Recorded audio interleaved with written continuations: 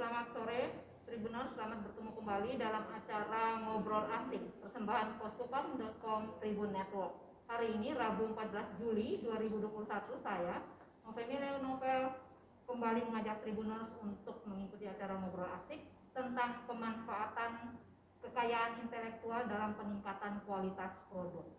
Kita tahu Tribuners bahwa di masa pandemi COVID-19 ini banyak sekali muncul karya-karya yang berasal dari karya intelektual manusia, dan kebijakan di rumah saja, kemudian pembatasan kegiatan masyarakat ternyata menggugah sebagian besar masyarakat untuk menghasilkan begitu banyak karya intelektualnya seperti makanan, minuman, termasuk produk kerajinan dan keterampilan lainnya. Pemasaran pun dilakukan saat ini melalui media sosial, dan tak sedikit dari karya intelektual yang baru atau yang sudah lama dilakukan itu akhirnya bisa dikenal dan dinikmati oleh masyarakat luas. Tapi pertanyaannya, apakah karya-karya intelektual itu sudah didaftarkan? Dan kemanakah pendaftaran itu harus dilakukan? Berapa sih biayanya? Dan yang lebih penting, apa sih manfaatnya untuk mendaftarkan kekayaan intelektual itu? Nah, saat ini Tribuners di studio Ngobrol Asik Poskopam telah hadir dua narasumber yang luar biasa yang akan berbagi soal pemanfaatan kekayaan intelektual dalam peningkatan kualitas produk. Mereka adalah Kakak Erni Mamoli, Sarjana Hukum MH, selaku Kepala Bidang Pelayanan Hukum pada Departemen Hukum dan HAM Provinsi Nusa Tenggara Timur. Selamat sore Kakak Erni. Selamat sore. Dan yang kedua ada Kakak Rafael Paulus atau yang lebih dikenal sebagai Papa Raf, selaku pekerja pegiat kekayaan intelektual dalam digitalisasi produk pelaku UMKM. Selamat sore Kakak. Papa Raf. Selamat sore. Baik, apa kabar? Kabarnya baik. Baik, Negatif. sehat. Negatif kita semua kan? Negatif, iya. COVID kan kita Negatif. Iya. Salam sehat untuk semua. Salam semua. sehat. Baik, kita mulai dari Kakak Erni dulu ya, Kakak Raf ya. Kita kasih ke senior dulu. Iya. Kakak Erni sudah sekitar 3-4 kali kita ngomongin terus soal kekayaan intelektual. Promosi terus dilakukan, sosialisasi juga sering dilakukan. Tapi tidak ada salahnya nih Kak Erni bisa mungkin menjelaskan kembali kepada Tribuners sebenarnya apa sih kekayaan intelektual itu, sehingga omongan kita ke 1 jam ke depan ini bisa lebih dipahami. Ya. Baik, terima kasih. Memang bicara kekayaan intelektual ini sekarang sebenarnya tanpa kita sadari kekayaan intelektual ini menjadi sesuatu yang sangat primadona pada saat ini. Kenapa dia primadona? Karena memang ada manfaat yang bisa diperoleh dari kekayaan intelektual itu. Manfaat itu adalah bagi si pemilik daripada kekayaan intelektual, yaitu apalagi di era sekarang kita semua mengeluh bahwa kita sedang dalam suatu kesulitan, termasuk kesulitan ekonomi, maka manfaat daripada kekayaan intelektual itu ada manfaat ekonominya yang bisa diambil. Bicara kekayaan intelektual, bahwa karena dia merupakan kekayaan intelektual, berarti sesuatu yang kaya dalam intelektual seseorang. Jadi ada kemampuan intelektual dari seseorang, karena hasil olah pikirnya dia menghasilkan sesuatu hasil karya yang bisa berbentuk produk, bisa berbentuk proses, yang akhirnya produk kekayaan intelektual itu, hasil karya kekayaan intelektual itu dipergunakan di dalam kehidupan manusia. Jadi itu objek daripada kekayaan intelektual itu berupa suatu hasil karya yang berbentuk produk maupun proses. Nah, terkait kekayaan intelektual ini ada beberapa macam, beberapa rezim yang terbagi dalam 2 kelompok besar, yang bersifat komunal dan yang bersifat perorangan. Komunal itu kita sering dengar apa itu yang disebut dengan ekspresi budaya tradisional, pengetahuan tradisional, indikasi geografis, dan sumber daya genetik. Itu masuk dalam pengelompokan kekayaan intelektual komunal. Yang komunal ya Kak Erni? Komunal itu artinya bahwa kepemilikan itu kepemilikan komunal, kepemilikan bersama, tidak bisa diklaim sebagai kepemilikan orang perorangan.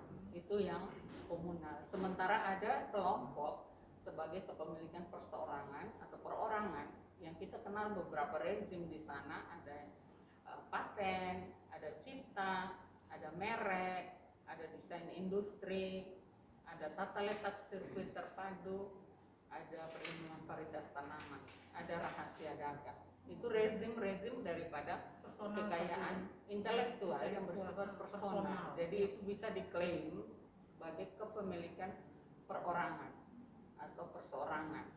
Jadi itu terkait dengan kekayaan intelektual. Sehingga tapi masyarakat itu kadang lebih familiar menyebutkan kekayaan intelektual itu hanya menyebutkan paten. Sehingga mereka semua hal hasil karya mereka katakan saya ingin mempatenkan. Padahal sebenarnya paten itu hanya salah satu rezim, dan paten itu juga dia spesifik hanya kepada hasil karya yang di bidang teknologi. Sehingga kita tidak bisa semua bilang paten, disebut paten. Paten ini hanya salah satu rezim daripada kekayaan intelektual. Tapi kakek ini sejauh mana nih? Sekarang kan lihat bahwa tadi kakek ini bilang, oh masyarakat apa haknya paten, hak paten. Pertanyaannya sejauh mana nih? Departemen Hukum dan HAM ikut mensosialisasikan supaya masyarakat ngerti bukan hanya paten loh, tapi ada ini sejauh mana selain di acara ngobrol asik ini? Mungkin apa upayanya? Memang Kemenkumham, Kementerian Hukum dan HAM melalui kantor wilayah di wilayah masing-masing di daerah provinsi masing-masing senantiasa mempunyai program setiap tahun untuk melakukan sosialisasi terkait dengan kekayaan intelektual ini, sehingga program itu secara berkesinambungan terus-menerus dilakukan oleh setiap kanwil di wilayah untuk menyampaikan informasi-informasi penting terkait dengan kekayaan intelektual ini kepada masyarakat, karena memang masyarakat perlu diberikan informasi sehingga memang masyarakat betul-betul memahami terkait dengan kekayaan intelektual, karena kekayaan intelektual itu sendiri sebenarnya bersentuhan langsung dengan masyarakat. Jadi siapa itu penghasil atau yang menghasilkan karya intelektual? Ya masyarakat. Hanya masyarakat ini tidak menyadari hal tersebut karena memang karena kurangnya pemahaman, karena belum mendapat informasi, belum mengetahui dan sebagainya. Sehingga Kemenkumham itu mempunyai program setiap tahun bagaimana membagi informasi itu kepada semua masyarakat, dan memang program sosialisasi ini dilakukan dengan berbagai cara, dengan berbagai media, dan salah satunya seperti yang kita lakukan pada saat ini. Masuk di masa pandemi, artinya kan online lebih banyak ya dilakukan sosialisasi. Memang kita kadang selama ini kita melakukan juga secara langsung, karena kalau kita secara langsung itu betul-betul kita bisa menggali apa yang ingin diketahui oleh masyarakat secara langsung. Namun karena sejak 2020 sampai sekarang situasi pandemi saat ini, kami selalu melakukan kegiatan lebih banyak virtual, lebih banyak lewat media seperti ini. Bisa juga kita lewat media-media cetak, kita lewat berbagai bentuk yang kita lakukan, tetapi sosialisasi itu terus kita lakukan. Dan 1,5 tahun di masa pandemi ini tentu kan ada evaluasi nih. Hasilnya bagaimana? Apakah memang ada peningkatan nih kesadaran masyarakat untuk mendaftarkan kekayaan intelektualnya, atau malah bagaimana? Ya. Kalau kita melihat dengan beberapa tahun sebelum sampai dengan saat ini, memang ada perkembangan dalam kaitan dengan pendaftaran itu, karena memang kita tahu bahwa sosialisasi yang dilakukan itu betul-betul sudah menyentuh masyarakat, sehingga mereka bisa memahami akan pentingnya sebuah kekayaan intelektual atau pentingnya perlindungan terhadap sebuah karya yang dihasilkan oleh seseorang. Sehingga di tahun mulai 2020 ke sini memang ada peningkatan pendaftaran, karena memang upaya-upaya yang dilakukan oleh Kanwil Kemenkumham khususnya di NTT ini juga membangun mitra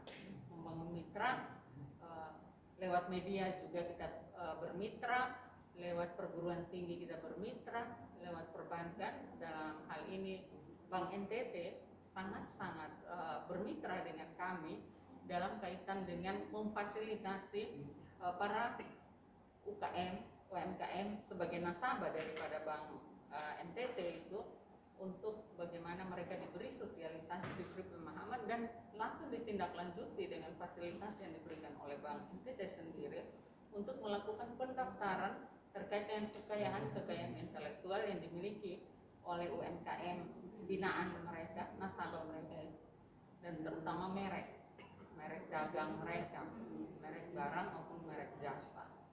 Berarti pelaku-pelaku UMKM yang mitra Bank NTT langsung ya dikonekkan dengan Langsung, dan karena memang mereka difasilitasi langsung oleh Bank NTT, dan Bank NTT meminta kita bermitra, kita melakukan pendampingan dan kita melakukan sosialisasi dan langsung pendampingan pendaftaran pada saat sosialisasi tersebut. Itu kan kalau untuk bank, mitra dengan bank. Kalau perguruan tinggi bentuk mekanismenya seperti apa? Perguruan tinggi juga kita membuat, kita ada TKS, Ya.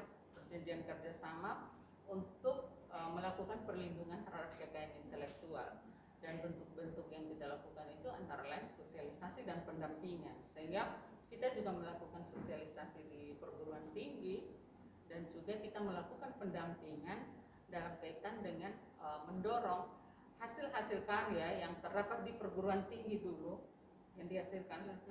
Perguruan tinggi itu banyak menghasilkan cipta dan paten, sehingga kita juga memfasilitasi, bahkan juga kita mendorong perguruan tinggi itu mereka membentuk atau membuat sentra KI, karena sentra KI ini akan berperan sama seperti peran yang sedang dipegang oleh kita.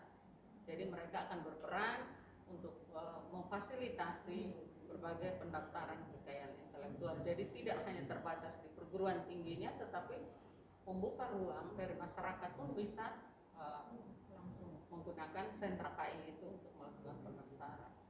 Apakah selain dari mitra bank, bisakah orang perorangan juga langsung mendaftarkan ini? Jadi terkait pendaftaran kekayaan intelektual ini sebenarnya Kemenkumham sudah membangun sistem yang dilakukan secara online. Jadi itu diberikan langsung kepada yang bersangkutan untuk melakukan. Jadi kami di Kanwil Kemenkumham sebenarnya kami hanya memfasilitasi apabila masyarakat, karena masyarakat diberi ruang untuk langsung melakukan pendaftaran itu secara online. Namun apabila ada kendala bagi masyarakat itu, kami selalu terbuka untuk memfasilitasi mereka.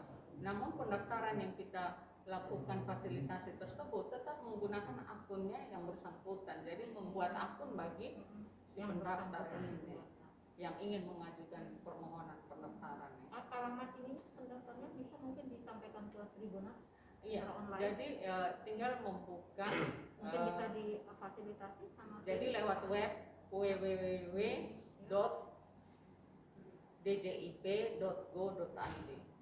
Masuk ke laman itu, nanti kita tinggal masuk lagi ke laman-laman yang sudah tersedia. Kalau Sudah ada cipta kolom-kolomnya sendiri, ya.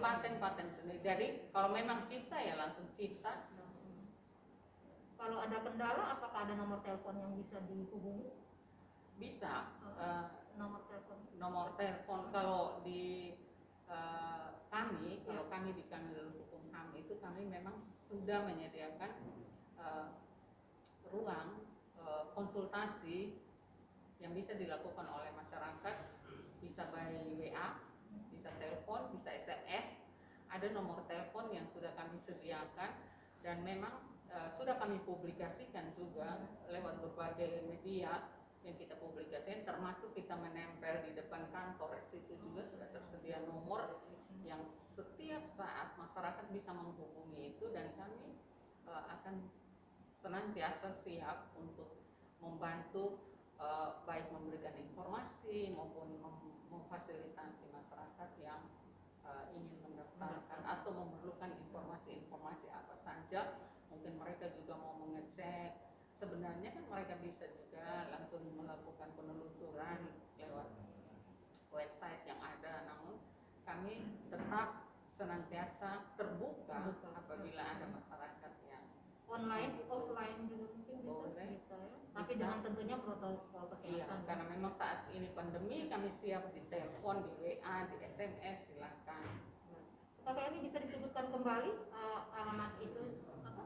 Nomor. Pendaftarannya www tadi Oh, apa? www.djip.go.id. ya. Itu masih yang laman besar, nanti ke dalam situ baru kita masuk lagi ke masing-masing. Tapi pertanyaannya kayak nih, masyarakat mau daftar artinya sosialisasinya ya ada peningkatan kan pendaftaran jumlah yang mendaftar ya. Tapi mahal nggak sih mendaftarkan itu? Kenapa? Mendaftarkan karya-karya intelektual itu mahal nggak biayanya? Oh. Seperti apa? Jadi untuk biaya pendaftaran itu dia biaya resmi yang disetor ke negara langsung, bukan ke Kemenkumham. Jadi itu disetor langsung ke kas negara dan biaya itu berupa PNBP, penerimaan negara bukan pajak, yang ada di Kemenkumham. Itu ada di PP 28 2019, bisa di browsing. Di situ biaya tarif resmi yang memang sudah ditentukan oleh pemerintah yang harus disetor atau dibayarkan oleh setiap orang yang mau melakukan pendaftaran permohonan KI-nya. Jadi tidak ada biaya lain selain biaya yang sudah ditentukan dan menyetornya juga langsung ke kas negara, tidak ada Kisarannya? melalui bank persepsi. Kisarannya tadi sekitar berapa? Dia berbeda-beda. Ya. Jadi ada yang pendaftarannya secara elektronik, ada non elektronik. Yang elektronik itu lebih murah dibanding yang non elektronik.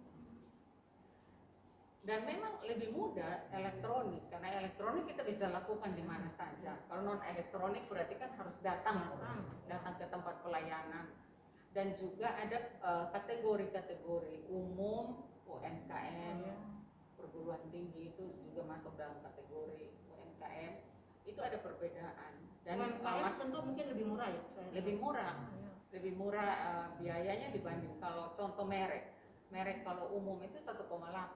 Sekitar Nah, 8 ya. tetapi kalau UMKM 500 ya.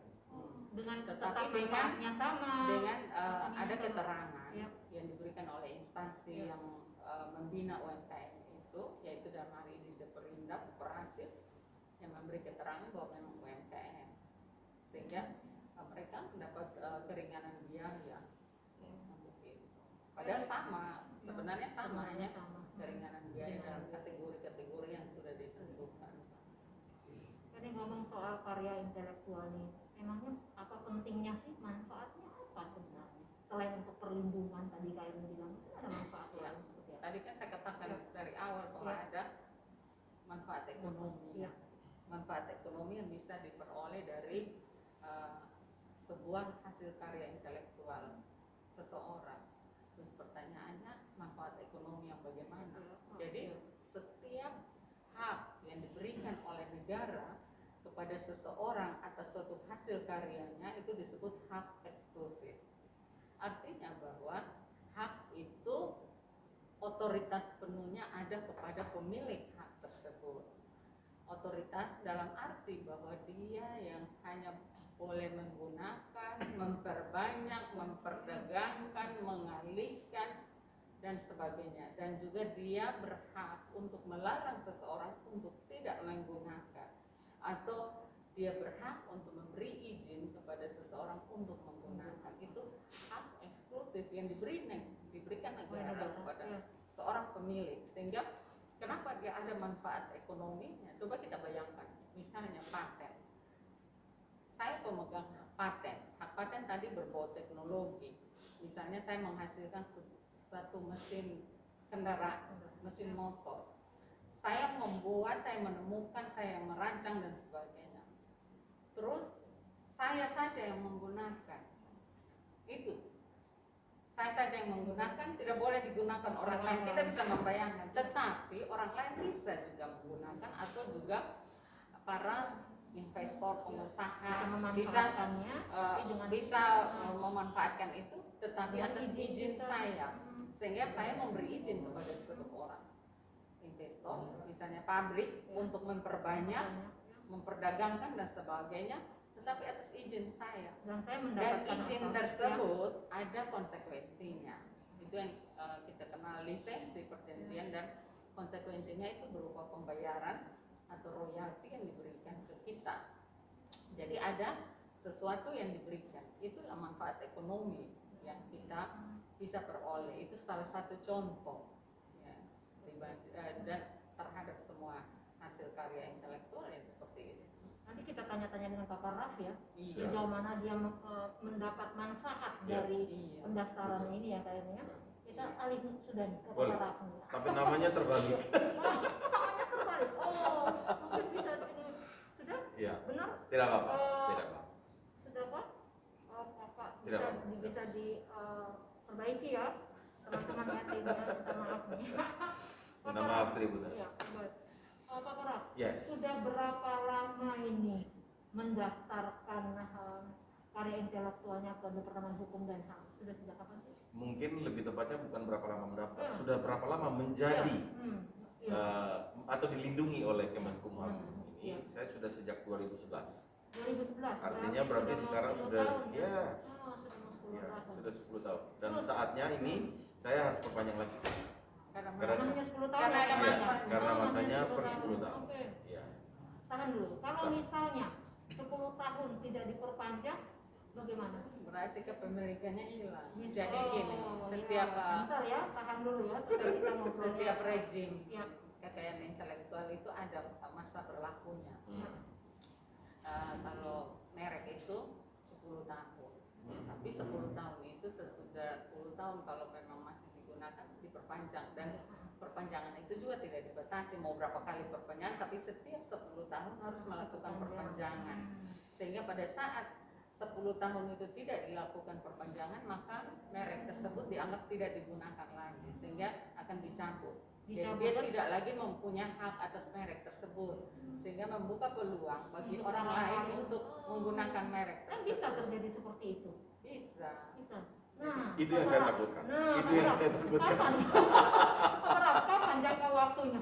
Saya Sudah mau di dekat belum? saya di menurut sertifikat mereknya saya Ya. itu jatuh temponya itu adalah November tahun November. 2021. November. Nah, saya dikasih tahu oleh di website dan di ini Ada teman-teman pemberitahuan dari ya? Ada ya pemberitahuan. dikasih tahu Hmm. bahwa untuk masa perpanjangan itu dilakukan 6 bulan sebelum jatuh tempo. Jadi misalnya saya jatuh tempo, nanti dimohon koreksi Iya, kalau saya iya. salah ya. Jadi saya jatuh tempo November, artinya mundur 6 bulan itu periode saya harus memperpanjang. Juli berarti Iya. bulan Ya, ini nih harus ya sudah. sekarang sudah harus masuk di dalam periode perpanjangan. Pak Erni, kalau misalnya dalam periode perpanjangan 6 bulan itu, misalnya, memangnya ada perbedaan ketika pada hari H atau ada toleransi waktu sih? Ada toleransi waktu pada saat jangka waktunya berakhir, misalnya November. Kan ini dia bicara perpanjangan. Iya. Kalau dia melewati waktu itu dianggap permohonan Baru. baru kan, bukan perpanjangan Ada lagi. konsekuensi biaya tidak? Kalau ketika Ada, tetap berdasarkan- perpanjangan ada biayanya. sama biayanya dari yang awal sama yang perpanjangan? Saya boleh jawab Ya. beda, Beda. berbeda. Tetapi begini, kalau saya lebih melihat bahwa Proses. value-nya buat saya, nilainya buat saya, manfaatnya buat saya. Jadi kan ini kita bicara soal bisnis. Iya. Kalau kita bicara bisnis nih mahal dan murah itu sangat relatif. Relatif. Jadi manfaat yang saya didapatkan untuk katakanlah misalnya perpanjangan lah, katakanlah berapa? Katakanlah 3 juta misalnya, Iya, katakanlah 3 misalnya. juta untuk perpanjangan. Dibagi dengan 10 tahun, saya pikir hanya berapa? iya Ya, tidak seberapa tapi nilai dibanding manfaatnya- dengan manfaat yang saya terima dari itu. Nah itu yang saya juga mungkin dalam kesempatan ini menyarankan teman-teman selain memang mendaftar, ini salah satu manfaat bahwa selama 10 tahun merek kita yang kita daftar itu manfaatnya banyak sekali. Tahan Saya dulu, tunggu tahan dulu manfaatnya karena Iya. kita belum ngomongin manfaat. Oh iya, siap. Nah, kan katanya 2011 nih Iya. mendaftarkan. Ya. Memangnya sejak berapa lama usaha itu dibangun baru didaftarkan? Apakah lama atau? Jadi kan saya tanggal November 2011 saya mulai terdaftar sampai 2021 November. Nah, saya bikin usaha saya punya ini dari 2011 itu di bulan Mei. Mei. Bulan Mei. Oh, iya. Terus sekitar Juni atau Juli itu saya daftar. Tapi memang Prosesnya agak ya. prosesnya kan pasti nanti oleh Kemenkumham itu ada proses cari tahu, mungkin ada ya kesamaan nama dan segala macam. Karena waktu itu saya diberitahu seperti itu. suratnya keluar di November. November ya, setelah 6 bulan Iya. kan dari Mei. Iya. Tapi pertanyaannya, apa yang membuat Pak Farah ingin mendaftarkan merek? Karena apa tahu dari siapa nih? Apa langsung dari Departemen Hukum dan HAM atau memang baca-baca atau bagaimana? Jadi memang Tribuners bisa tahu. ya. Nah, ini kalau dilihat di layar ini kan adalah produk-produk dari brand yang saya daftarkan di 2011. Nah, jadi memang secara nama dari, saya boleh sebut nama brand saya ya, namanya Rumpu Rampe Inc. Ya, jadi saya waktu itu mengingat bahwa Rumpu Rampe ini kan adalah jenis makanan kita di sini. Nah, sementara saya punya ini kan masuk ke clothingan, baju kaos seperti itu. Jadi bukan makanan. Jadi saya merasa bahwa saya harus daftar karena sesuatu orang bisa saja mengklaim ini dan segala macam. Tapi memang dasarnya adalah saya berangkat dari bahwa saya tidak mau orang ambil merek ini, itu aja.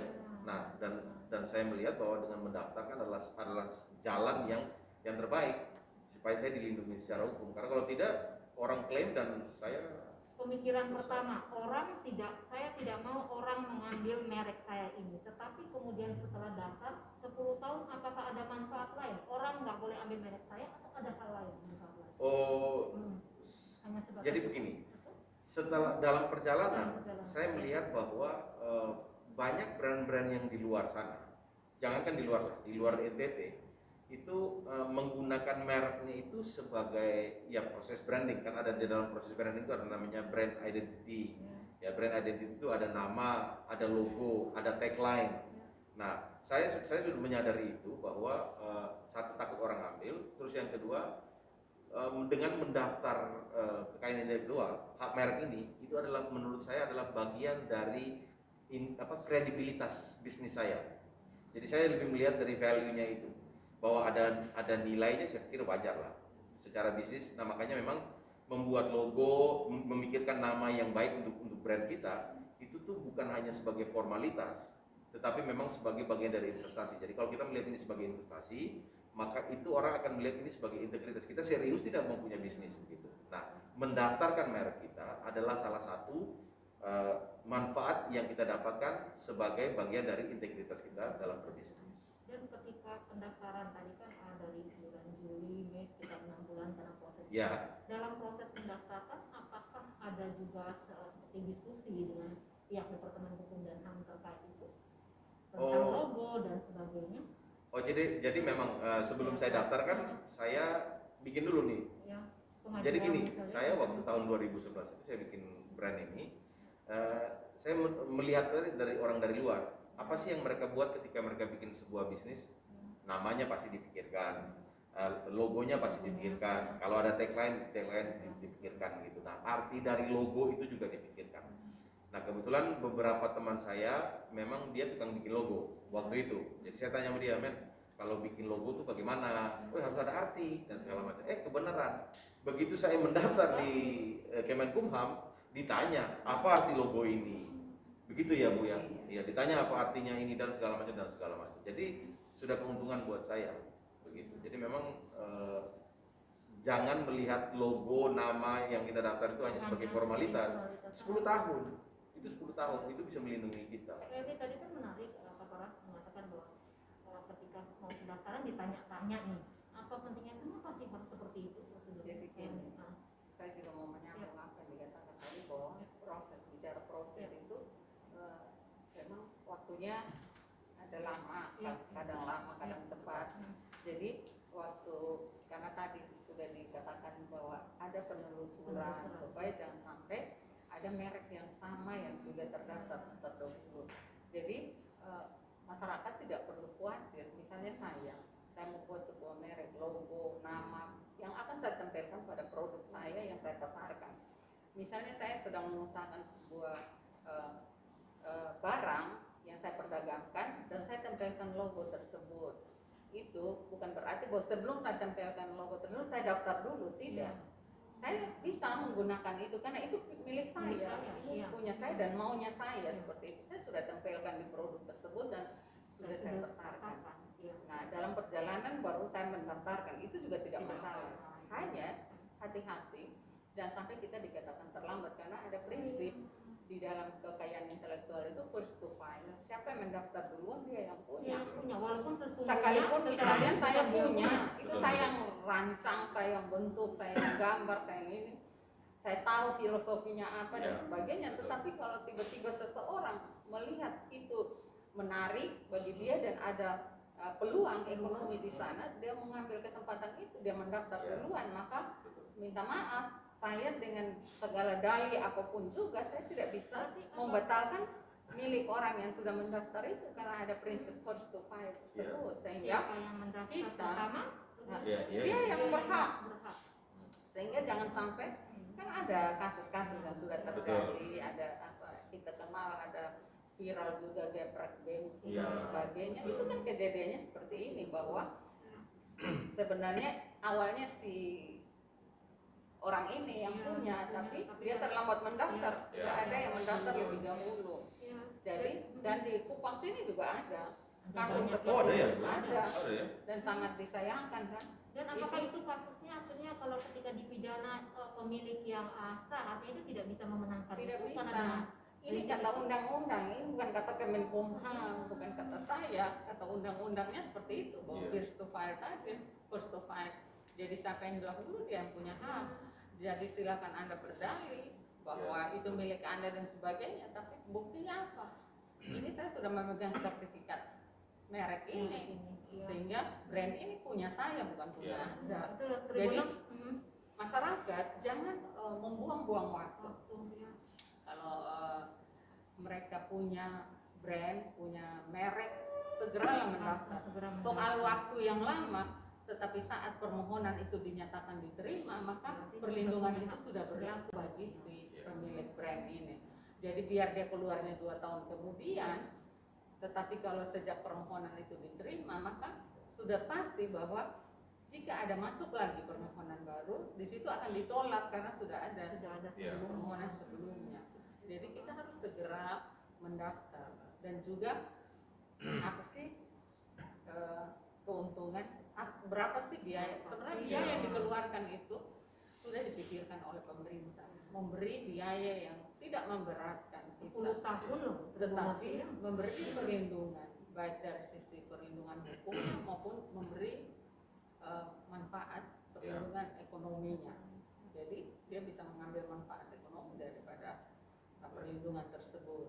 Nah itu tadi Pengalaman ini bagaimana, Pak? nah itu tadi yang saya bilang tadi, bahwa memang harusnya teman-teman tuh melihat bahwa membuat logo termasuk mendaftarnya itu adalah bagian dari investasi karena kita dilindung, investasi bisnis kita juga dilindung selama 10 tahun. 10 tahun. Kalau hanya melihat sebagai formalitas ya mungkin jika Anda adalah sultan ya mungkin akan anak sultan ya mungkin bisa anytime begitu, tetapi mesti dilihat bahwa kita tidak bisa merubahnya segampang itu ya Bu ya. Betul, tidak semudah itu. Jadi makanya ketika kita membuat bisnis kita mesti pikirkan baik-baik. Dan ini menarik bahwa ada orang bilang begini, kita daftar dulu atau bikin usaha dulu, ya kan? Nah, Tapi tadi jadi ada yang terjawab, terus, kan? ya Tadi sudah dibilang terjawab, silakan buka betul, usaha, tapi betul. harus buru-buru nih cepat Betul. daftarkan. Jadi ini merek, bukan ayam logo dan telur lagi, sebagainya. ini Iya. bukan ayam dan telur lagi, ini benar-benar. Siapa? Jadi mendaftar itu tuh adalah bagian yang apa istilahnya ya, yang mandatori istilahnya. Ya kalau kamu mau buat bisnis ya daftar, begitu. Nah di situ kan akan menjadi pertanyaan kembali ke kita UMKM, mungkin Tribuners juga ketika mau bikin bisnis, terus ini daftar kan pasti ada biaya nih selama 10 tahun, akan merefleksi, saya serius atau tidak nih bikin Itu bisnis, juga jangan main-main. sebenarnya memang untuk menguji Ya keseriusan betul, juga. itu juga menjadi. Tetapi memang itu tadi kalau sultan ya daftar saja. Tapi kan saya pikir di masa pandemi seperti ini dengan mendaftar itu juga menjadi salah satu trigger kita untuk harus mendaftar merek kita. Karena kalau kita sudah main di platform digital, merek dengan nama yang terlindungi gitu. Apalagi Itu ya, akan menambah kredibilitas bisnis kita. apalagi Tribuners kalau sudah terkenal nih, merintis dari bawah kan, Ya, sudah terkenal Iya. terlena kemudian lupa Iya. daftar, Iya, orang lain lihat, oh saya mau daftar, ambil nih. peluang ya. ambil Iya. peluang dan akhirnya kamu Oh iya, saya mau tanya, saya mau tanya Jangan satu. sampai Ah. kita ini apa dituntut atas hak kita Iya, sendiri. iya. Iya, benar. Bu, kalau dalam perjalanan waktu logo saya boleh rubah. Bisa ya? Nama tetap sama tapi logo boleh rubah gitu Boleh, ya. bisa. Nah, Nanti itu. dilakukan lagi pengajuan. Betul. Nah, Tapi itu apakah itu nanti termasuk pengajuan baru atau tidak? Atau merevisi? Kalau merubah logo atau ya logo, jangan nama lah, logo ya. logo. Ya itu sama dengan pengajuan baru kan dia berubah. Oh, Etiketnya iya. berubah kan, jadi harus didaftarkan lagi. Seperti itu. Baik, Tribuners, mungkin ada pertanyaan atau saran atau komentar bisa langsung dilayangkan di YouTube Poskupam atau di Facebook ya. Kita akan menunggu pertanyaannya. Kakek Erni, tapi sejauh ini kalau Kakek Erni lihat ada kendala apa di masa COVID ini? Ada kendala tidak? Oh, ada nih. Kita dengerin ada pertanyaan dari Kakak Maria Sekar Anggraini. Kakak boleh untuk next Kemenkumham bisa mensosialisasikan mengenai pseudonym, imigrasi dan lapas. Makasih kakak. Ini agak di luar ini bagaimana nih kakak untuk kedepannya? Baik, mungkin saya langsung menjawab saja. Ya. Jadi sebenarnya di Kemenkumham itu mempunyai beberapa tusi, tugas pokok dan fungsi. Dan tugas pokok dan fungsi itu yang saat ini adalah salah satunya. Yang ditanyakan itu rudenim, imigrasi, lapas itu juga bagian dari tusi Kemenkumham. Dan memang bisa saja kita melakukan sosialisasi, tapi dalam untuk topik yang berbeda. Kalau saat ini memang kita sedang melakukan sosialisasi dalam topik bagian tusi terkait dengan kekayaan intelektual. Jadi itu tidak menutup kemungkinan sosialisasi itu juga bisa dilakukan dan akan dilakukan. Terima kasih Kakak Erni. Demikian Kakak Maria Sekar Anggraini akan dilakukan dalam next ya. Baik. Kak Erni, kan saya lihat juga dalam kekayaan intelektual itu ada simbol-simbol itu seperti kayak apa TM, SMS, itu sebenarnya maksudnya apa sih? Mungkin bisa disosialisasikan untuk Tribuners supaya Tribuners tahu. Jadi kalau TM itu trademark ya. Iya. Kepanjangannya trademark. Iya. Itu artinya bahwa merek dagang atau simbol tersebut merupakan suatu merek yang sedang atau dalam masa pengajuan kepemilikannya, sedang dalam proses. Makanya yang tadi saya katakan bahwa sejak diterimanya sebuah permohonan maka perlindungan itu sudah diberikan. Jadi itu nanti ditaruh di Iya, nanti dia ada ini ada kode, ada logonya TM itu artinya bahwa dia sudah sementara dalam proses. Sehingga tadi yang saya katakan kalau datang masuk permohonan yang lain pasti ditolak karena dia dianggap sudah ada merek ini. Trademarknya itu TM-nya. Nah sementara ada namanya SM itu service merek.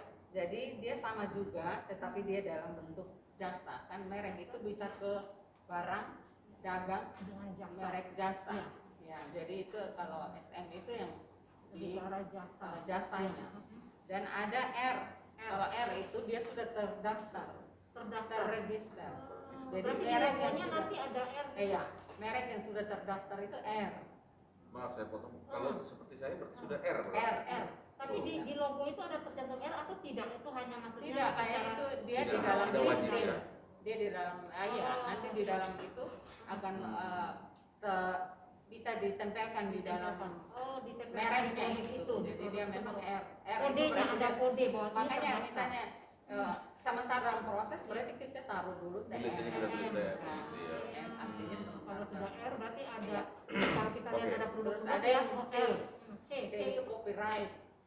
Jadi kita sedang menggunakan tapi harus menyebutkan nama orang. Jadi seperti ini ciptanya orang misalnya kita menggunakan itu di dalam karya kita atau kita harus wajib mencantumkan bahwa itu misalnya copyrightnya penciptaannya Kafemi.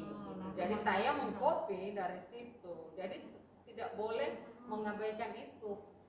Jadi kalau kita tidak mencantumkan itu seolah-olah itu milik saya. Potensi digugat ada. Iya, itu seolah-olah milik saya, tetapi sebenarnya saya lagi menggunakan kopi orang lain punya. Jadi itu misalnya dalam kita menunjukkan kepemilikan seseorang.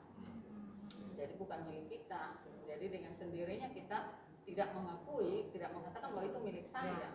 Saya banyak menciptakan Iya, produk itu, simbol-simbol. tapi kita tulis di simbol-simbol itu ya Tribuners ya. Seperti ada TM, Iya. trademark, terus Trademark, SM, SM, trademark, R, registered mark, dan C, copyright. Copyright. Seperti itu ya.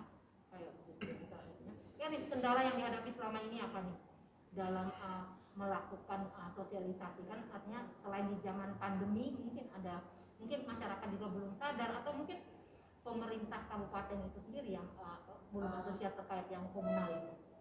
Kalau komunal Kendala. kan kita itu kepemilikan bersama, Iya. berarti itu miliknya masyarakat Iya. dan pemerintah daerah Iya. kan, sehingga memang perlu keterlibatan masyarakat dan pemerintah daerahnya secara langsung.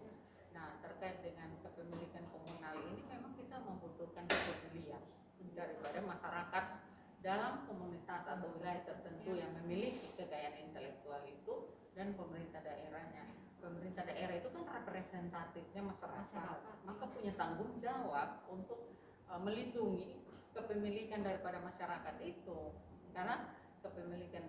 Jadi di dalam undang-undang IG itu kan masuk kepemilikan komunal. IG itu siapa yang melakukan pendaftarannya, masyarakat atau pemerintah daerah, tidak bisa pihak lain yang mempunyai indikasi geografis tersebut. Makanya seperti Kopi Bajawa yang mengajukannya adalah masyarakat yang ada di dalam bentuk masyarakat perlindungan indikasi geografis atau pemerintah daerahnya. Dua itu pihak yang melakukan pendaftaran. Sejauh mana intervensi dari Departemen Hukum dan bisa nggak kayak memaksa gitu dalam tanda kutip, ayo daftar dong, Ya. atau tergantung karena otonomi haknya Tidak. dari Kami pemerintah? memang membangun koordinasi Ya. dengan pemerintah daerah.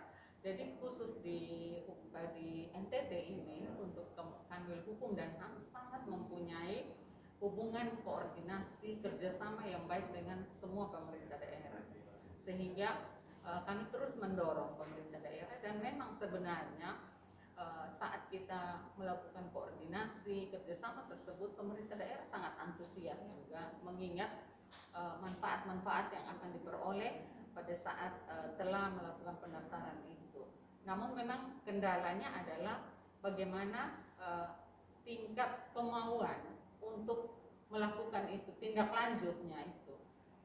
Ya, jadi tidak sekedar mengatakan maunya di mulut, kita bicara mau, tapi tindakan tidak kita lakukan. Karena untuk melakukan proses pendaftaran itu ada tahapan-tahapan yang harus ditempuh. Nah, disinilah yang misalnya menggali berbagai hal, karena ini kepemilikan komunal, ini sudah sejarah turun-temurun, harus menggali sejarah, harus ada filosofinya dan sebagainya. Nah, ini yang perlu kemauan daripada masyarakat. Jadi kalau masyarakat, misalnya saya orang Sabu, saya ingin melindungi kepemilikan saya yang ada di Sabu, maka saya harus betul-betul peduli bagaimana kita menggali, karena memang sejarah itu selama ini diturunkan oleh pendahulu itu hanya bersifat lisan tanpa dokumen tertulis, sehingga inilah saatnya untuk kita melakukan dokumentasi secara tertulis melalui pendaftaran dan pencatatan. Jadi EBT, pengetahuan tradisional, itu pencatatan, indikasi geografis itu pendaftaran. Makanya itu kembali ke pemerintah daerah ya, sejauh mana mereka berkomitmen kan, Iya. karena harus melihat itu sejarah dan sebagainya, Iya. baru bisa mendaftarkan seperti Iya. itu. Tapi apa sejauh ini sudah banyak? Sudah. Ya, Kalau kita melihat di NTT ini, kita yang sudah terdaftar, yang sudah punya sertifikasi itu ada 9G. Itu yang kopi 3, ada jeruk, ada tenun ikat 2, ada vanili dan sebagainya. Kalau secara nasional, NTT ini ada pada urutan kedua setelah Jawa Barat. maksudnya Yang kedua dalam punya kesadaran jumlah IG terbanyak. terbanyak. Oh, padahal Jadi kalau IG mau dilihat terbanyak masih itu sedikit, Jawa Barat. kan? Ya. Ya, sebenarnya potensi banyak. Ya. Tapi yang Melakukan pendaftaran melakukan itu pendaftaran. pemerintah. Tapi sekarang kita sudah bersama-sama dengan pemerintah daerah, jadi ada kepedulian dari pemerintah provinsi melalui Dekranasda untuk mendorong semua tenun ikat yang ada di semua kabupaten ini dilakukan pendaftaran IG, sehingga baru ada 2 yang sudah sertifikasi, Sika dan Alor. Sementara dalam proses itu ada 8, dan yang akan menuju dalam proses itu ada 12, sehingga di ke depan itu memang diharapkan 21 kabupaten 21. ini sudah Target sampai tahun 2021 ya, itu program dari pemerintah provinsi melalui Dekranasda provinsi dan Dinas Perindah provinsi. Dan mereka bermitra menggandeng kami dari Kanwil Hukum dan HAM untuk melakukan proses itu secara bersama-sama. Sudah berapa tadi? Untuk yang ini? Sudah 2019 tuh kita sudah mengajukan 8 ya. sementara dalam proses yang di 2021 ini ada 12. Jadi bisa terpenuhi Masih ya. sementara Soalnya berjalan. bulan Mei lalu kan juga di acara ngobrol asik juga Ibu Juli juga berkomitmen Iya, kan akan Dekranasda Dekranasda provinsi. akan harus. Iya.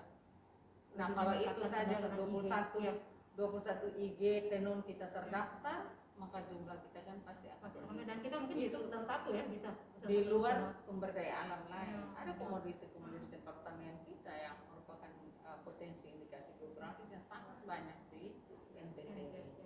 Kembali ke Pak Ras melihat kemajuan masyarakat kita atau kesadaran masyarakat untuk pendaftaran bagaimana? Apakah Pak Ras juga ikut mensosialisasikan kalau teman-teman datang, kamu pada punya usaha ini gimana?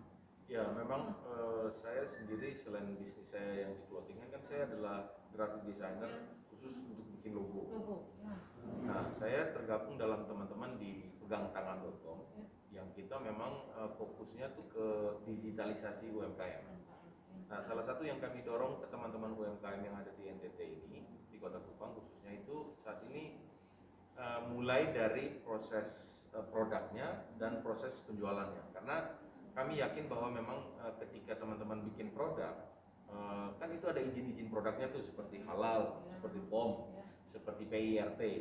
Nah, ketika dia mau ngomong jualan, mau ngomong pemasaran, mendaftar merek, punya logo yang bagus, itu adalah yang mandatori tadi seperti saya bilang. Jadi ini adalah dua hal yang berbeda. Jadi tidak bisa teman-teman hanya sekarang sudah bikin produk, jualan saja gitu. Tetapi begitu kita masuk di platform digital itu akan berbeda. Nah, yang kami lakukan selama ini, yang saya lakukan selama ini adalah saya dorong teman-teman untuk ayolah daftar gitu. Karena nanti banyak sekarang orang-orang di luar mau pameran, mau jualan, itu nanti dia tanya, Anda sudah punya sertifikat merek atau belum?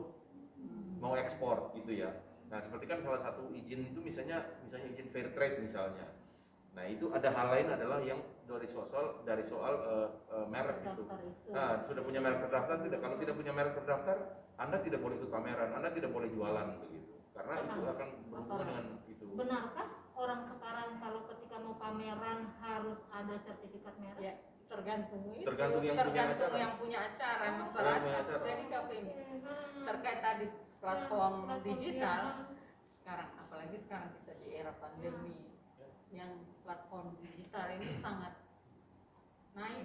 Tinggi ya. Bagaimana sekarang saya saja berbelanja online sekarang. Dan platform yang dipercaya itu adalah platform yang memang mereka punya aturan bahwa saat kita masuk dalam platform tersebut kita harus punya merek. Kalau ada produk kita yang mau kita masukkan, misalnya di Tokopedia, di Shopee dan sebagainya, mereka sudah punya aturan tersendiri untuk melakukan perlindungan kekayaan intelektual. Sehingga ada syarat, you punya barang yang mau masuk ke saya ini ada mereknya tidak, merek terdaftarnya tidak. Karena tingkat kepercayaan orang itu juga sangat penting terhadap sebuah merek itu. Sehingga memang itu syarat. Jadi sekarang kita berlomba-lomba untuk masuk ke platform digital, ke pasar digital itu kan, karena kita sudah tidak mungkin lagi langsung sekarang. Dan meskipun produknya itu mungkin kalau makanan dia enak seenak apapun, minuman seenak apapun, tapi kalau tidak ada tidak didaftarkan ketika dalam pameran tidak akan mungkin diterima ya. Untuk yang jadi tingkat kepercayaan, jaminan kualitas itu juga ditunjukkan lewat merek. Jadi kalau merek, misalnya saya membeli bukan beli produk lagi, saya beli merek. Karena saya punya tingkat kepercayaan terhadap merek tersebut sudah sangat tinggi. Karena saya tahu bahwa merek itu barangnya jaminannya terjaga, kualitasnya terjamin, barangnya bagus, pas sesuai keinginan saya. Sehingga yang saya beli itu bukan lagi barang, saya beli merek. Merek brand ini. Berarti apakah artinya kayak ini merek mereka juga bisa dicabut kalau ketika kemudian tidak berkualitas lagi?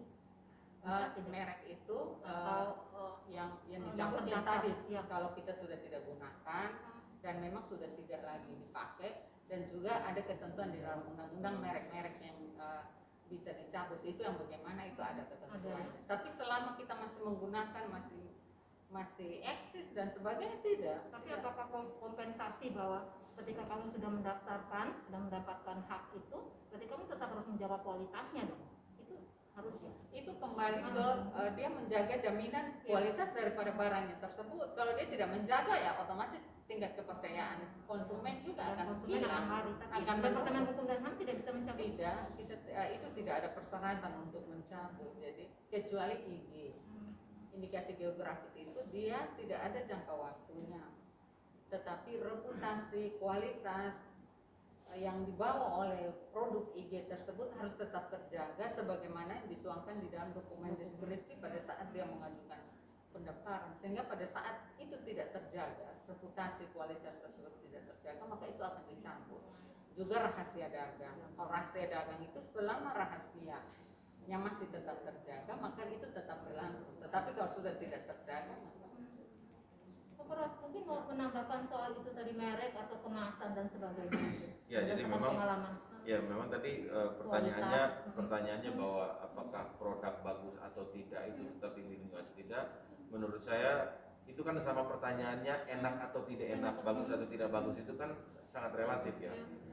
Jadi kembali lagi kepada kita yang punya produk, kita perlu melakukan perbaikan kepada produk. Tetapi saya melihat di sini kompetensi dari Kemenkumham dengan adanya kita punya merek yang dilindungi itu akan membantu kita ketika kita mau melakukan proses pemasaran.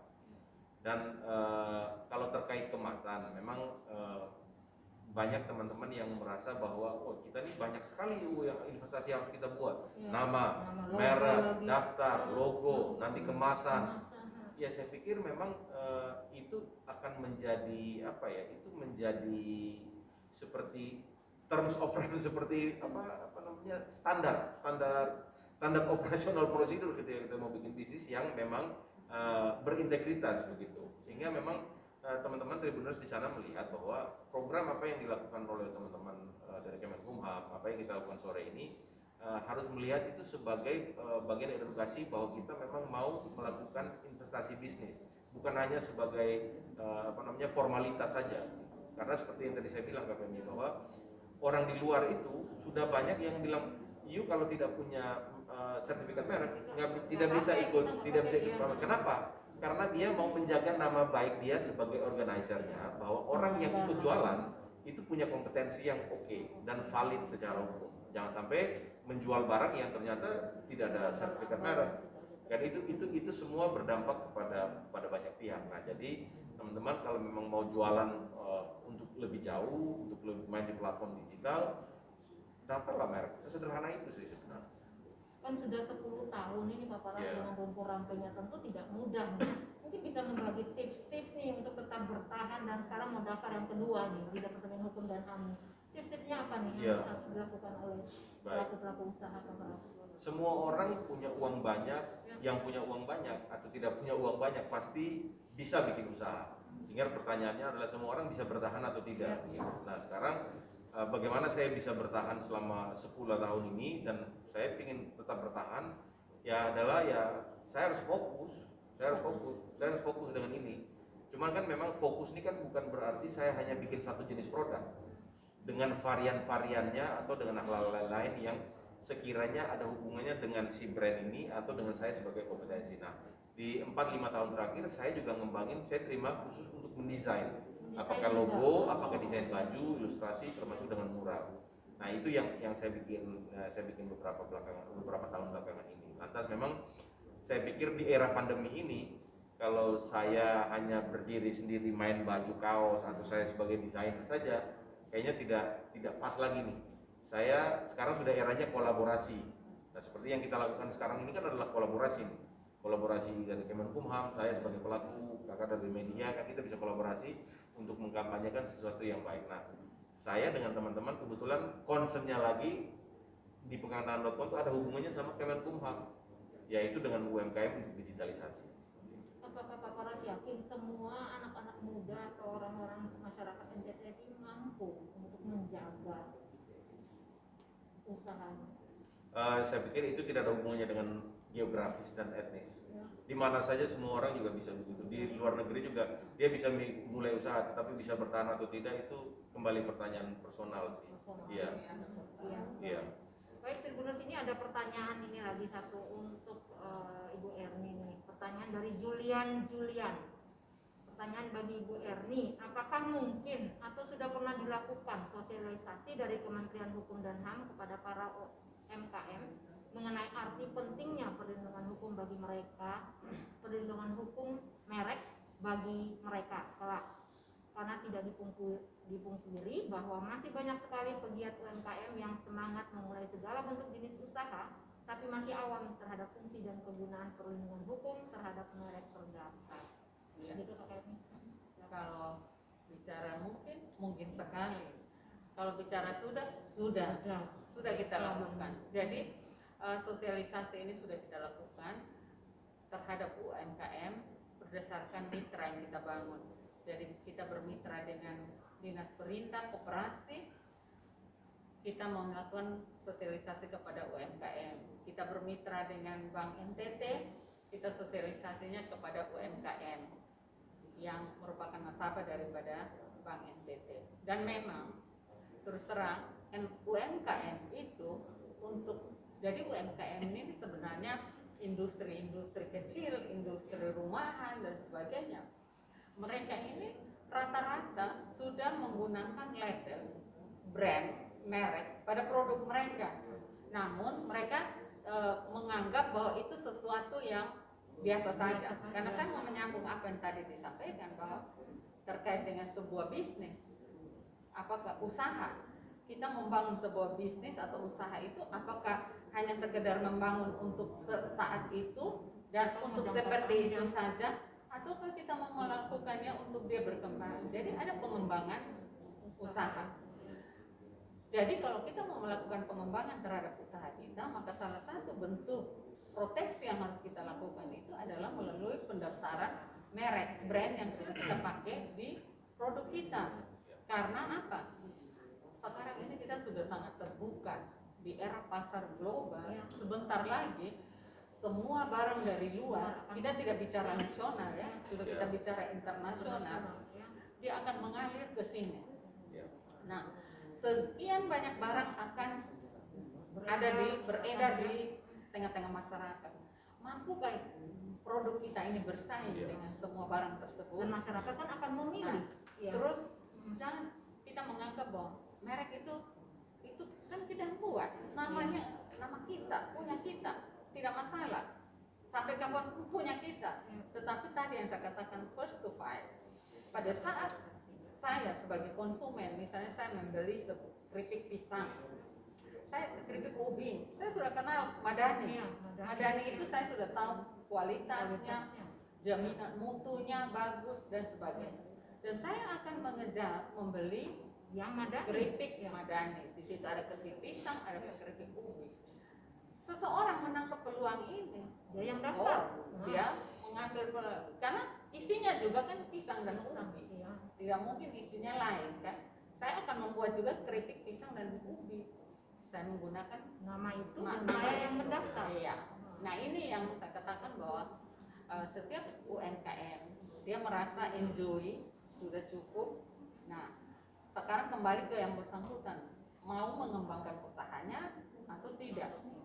Apalagi sekarang program pemerintah kita sekarang seperti Transmart di Kupang, dia diwajibkan untuk menerima hasilnya UMKM. Makanya yang dijual di ini Transmart, coba kita lihat abonnya orang Kupang, keripik, kacang dan sebagainya semua. Dan sudah terdaftar itu Pak Eli? Itu yang saya mau kembalikan ke yang bersangkutan, sudah daftar belum? Jangan sampai dia sudah, kan tidak menutup kemungkinan Transmart ini ada di seluruh Indonesia loh. Nah, Transmart merasa bahwa ini barang ini sangat laku, maka dia akan membuka peluang untuk di tempat lain. Nah, jangan sampai peluang untuk di tempat lain itu menggunakan barang lain. hanya menggunakan Nama merek merek. itu. Saya boleh tambahkan, Iya, saya boleh boleh, tambahkan. Jadi hati-hati. gini, terkait omongan ibu tadi bahwa ada banyak merek yang masuk ke dalam kita. Iya. Kenapa kita tidak berlomba-lomba supaya Iya. merek barangnya kita itu keluar, Keluar. ya kan? Jadi kita kita konsumsi barang orang, orang konsumsi dong barang kita. Nah, makanya kembali ke kita percaya pede atau tidak bahwa produk kita bagus atau tidak. Tapi saya yakin teman-teman di luar sana tuh sangat sangat mumpuni ketika bikin sebuah produk. Nah, sayang ketika sebuah produk begitu dikonsumsi, begitu dilihat orang, tetapi secara hukum tidak dilindungi. Karena begitu, misalnya dari antara kita tiga nih, ibu punya bikin produk yang mungkin sama dengan kita sama. Saya lihat, wah kayaknya Kak Feni ini pisang gorengnya oke nih. Begitu saya cek, ibu yang ini punya Bu Feni sudah daftar belum? Oh belum, saya daftar dengan nama saya. dengan nama yang sama, itu bisa aja. Nah, jadi memang itu bukan menjadi ayam dan telur lagi gitu. Jadi produk is produk, pemasaran is pemasaran. Dan ya seperti yang dilakukan oleh Kemenkumham sekarang ini, sebenarnya satu jawaban dari Kak Julian tadi bahwa memang malu bertanya ya sesat di jalan. Sekarang kan semua pemerintah sudah support kita nih, mau ekspor, mau UMKM dan segala macam. Tapi mampukah kita menjawab itu kan? Satu, yang kedua, kita punya inisiatif tidak untuk mau Go mendaftar itu. internasional. Kan kita tidak mungkin, Daftar dan langsung go betul, internasional. tidak mungkin kita tunggu dan mari pemerintah mau bantu kami. Nah, kita mau tidak melakukan itu. Nah, sekarang sudah ada wadahnya. Ayo teman-teman, mari kita daftar. Ini ada lagi nih, masih dari Kak Julian nih. Untuk ini sosialisasi terdekat yang menjangkau para UMKM seperti apa sih? Iya. Banyak Baik. sepertinya kayaknya. Sosialisasi terdekat, kita sosialisasi langsung ke UMKM-nya, langsung bertatap muka, bahkan langsung memfasilitasi proses pendaftaran. Namun dalam kenyataan ada UMKM yang antusias melakukan pendaftaran, tetapi ada juga yang dia antusias pada saat itu, disuruh melengkapi dokumen untuk proses selanjutnya itu masih berlambat-lambat dan sebagainya. Nah, kalau kita melihat ini, kira-kira siapa yang salah? Siapa yang tidak mau? Kami antusias mau, tetapi yang bersangkutan karena ini kepemilikan personal, perorangan, dan itu dia pilihan bagi dia mau tidak mendaftarkan, bukan wajib, pilihan. Karena saya tidak daftar juga ini tidak dituntut kan, begitu. Tetapi Jadi nanti akan menjadi tetapi kita melihat manfaat dari pendaftaran itu. Makanya tadi kalau kita mau bersaing, brand kita mau bersaing, ya persaingan kita itu dalam bentuk yang itu kita memproteksi dulu punya kita, sehingga pada saat kita bersaing itu betul-betul kita sudah memproteksi, sehingga kita tidak lagi akan kecolongan untuk dirugikan. Mungkin masih ada Tribunal sebelum kita Dan closing statement mungkin ini saya dari menyambung UMKM. Sekarang program pemerintah kita, apalagi di eranya Pak Jokowi, sangat-sangat memperhatikan UMKM. Karena apa? UMKM ini adalah penyangga perekonomian negara. Jangan melihat kecilnya UMKM, tapi justru di era sekarang yang tetap bertahan itu adalah UMKM. dan di masa pandemi ini yang bergeliat Yang itu si ya, pengusaha-pengusaha besar tidur, Iya. mereka sangat kewalahan, tetapi mereka karena memang mereka dengan hal-hal yang kecil, yang sederhana, modal yang sedikit dan sebagainya, mereka tetap bertahan. Nah, itulah pemerintah punya kepedulian yang besar terhadap UMKM. Sekarang dengan Undang-Undang Cipta Kerja, sekarang sudah keluar peraturan pemerintah nomor 8 tahun 2021. Ada keluar Permenkumham 21 2021 itu terkait UMKM. Jadi UMKM ini sekarang sudah bisa mendaftar sebagai perseroan. Jadi tidak bicara lagi perseroan itu PT, tapi UMKM ini dia masuk dalam kategori perseroan perorangan. Jadi memang satu orang pemilik, dia yang mengendalikan dan sebagainya, tetapi dia berbentuk perseroan dan bisa berbadan hukum. Jadi tidak, UMKM ini sangat punya peluang, maka kita harus mempersiapkan diri kita sebagai UMKM. Pak Prof, mungkin ada pesannya nih untuk teman-teman terkait dengan terkait dengan hal ini memang kadang-kadang kita sendiri itu tidak pede dengan kita punya produk gitu ya.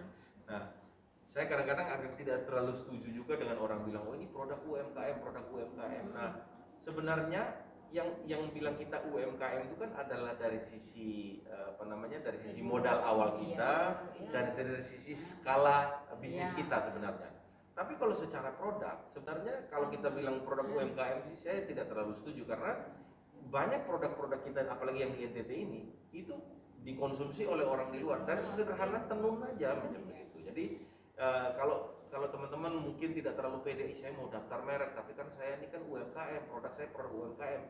Jangan mengkerdilkan produk kita dengan menyebut kita punya produk UMKM. Mungkin kita skalanya masih UMKM, skala bisnis dalam sisi pendapatan, dari sisi modal kerja, tapi produk itu punya nilai tinggi. Jadi teman-teman harus pede dengan yang itu.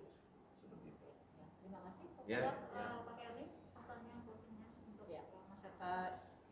Setiap usaha, saya menyambung apa yang dikatakan, jangan kita merasa bahwa usaha kita ini kecil, maka kita kecil jadi kita tidak ada apa-apanya. Tadi saya katakan bahwa penyangga perekonomian negara itu adalah yang kecil ini, sehingga kita ada punya kontribusi terhadap perekonomian negara ini.